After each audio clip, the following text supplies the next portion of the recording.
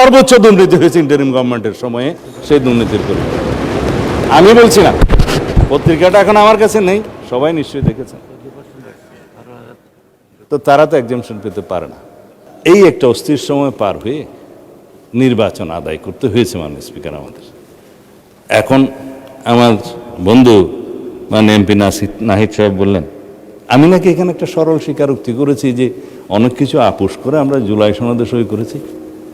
হ্যাঁ, আমরা নির্বাচনের স্বার্থে, জাতীয় স্বার্থকে রক্ষা করে জুলাই সনদে সবাই মিলে আমরা সমঝোতায় এসেছি এবং আমরা স্বাক্ষর করেছি। হয়তো আমরা ওই সমস্ত পয়েন্টে একমত নাও হতে পারতাম, কিন্তু জাতির স্বার্থে আমরা সেটা আপোষ করেছি।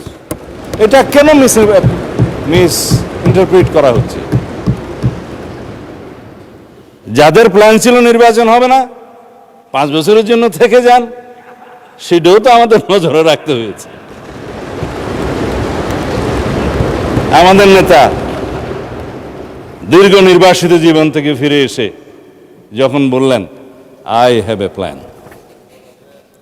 আমরা সেই প্ল্যান নিয়েই এই ইরান যুক্তরাষ্ট্র ইসরায়েল এই যুদ্ধের মধ্যেই শান্তি চুক্তি কেবল হলো, এখন এমওইও হয়েছে, এখনো সই হয় নাই চুক্তি, আবারও হতে পারে। যাই হোক, সেই অবস্থায় আমরা এখানে দাঁড়িয়ে 9,37,000 কোটি টাকার বাজেট এখানে উপস্থাপন করেছে মাননীয় স্পিকার,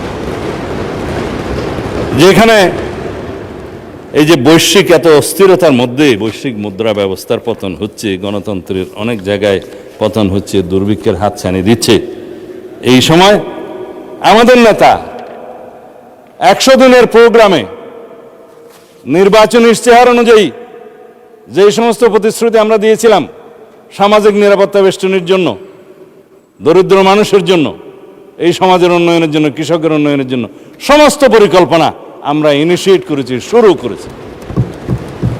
10,000 টাকা সুদ সহ কৃষি ঋণ প্রথম ক্যাবিনেট মিটিংয়ে পাশ করে দেওয়া হয়েছে, মওকুফ করে দেওয়া হয়েছে।